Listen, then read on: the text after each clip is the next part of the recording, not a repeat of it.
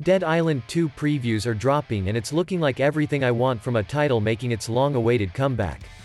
I'm trying to figure out how this is going to wind up disappointing us all. But cynicism aside, take a look and tell me you aren't excited about its release. I think I said this in another video, but Dead Island 2 is two things. First, it's a breath of fresh air. It's so refreshing to see a game with a genuinely colorful palette and a lighthearted tone. It reminds me of gaming in the 90s and early 2000s. Dead Island 2 takes place in bright and beautiful California where no one's brooding and it just looks like a good time. And secondly, Dead Island 2 is another sign that the industry is on a turnaround and headed in the right direction. The big guys are falling. Yeah, okay, that is something I do now. I do magic, talk to sentient cuffs, kill jacked up beasts. You know what? Shut up, bitch! Getting ratioed.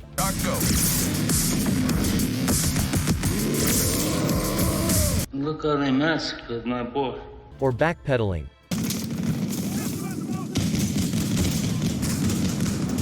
Or everything all at once. And the smaller guys, or studios who can pause their egos, are leading us to a better gaming future. The industry went all Hollywood and gotta get the Academy Award in the late 2000s and we've all suffered for it. It turns out that a bigger production budget doesn't equal fun. Dead Island 2 is primarily about running through a quasi-sandbox, and slaughtering crazy-looking zombies in creatively satisfying ways. And in the previews, we're getting a glimpse into the combat and player progression systems along with a few enemy types. What stood out the most to me is the direction the developers are going with the gameplay. They're taking what worked in the first Dead Island and adding to it. They're not trying to reinterpret, subvert, modernize, or in some cases completely throw out the old formula. The new graphics engine, and especially their flesh dismemberment system, cater to the exact reason people love watching zombie flicks: the blood, the gore, and the spectacle of body part-specific damage. Two quick takes here. I see the developers replace the first Dead Island skill tree with a skill cards system.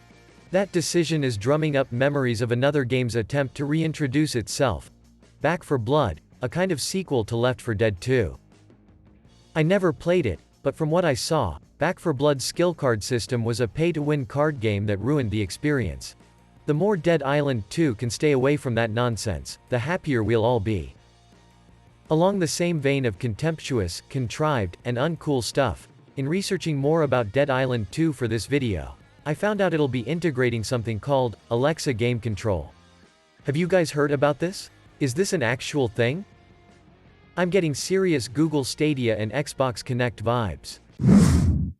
Dead Island 2 is on my wait and buy list for 2023 along with Witchfire. Two great old-school franchises making modern comebacks, but hopefully doing it properly. Are you guys excited for Dead Island to come back? Drop your thoughts in the comment section.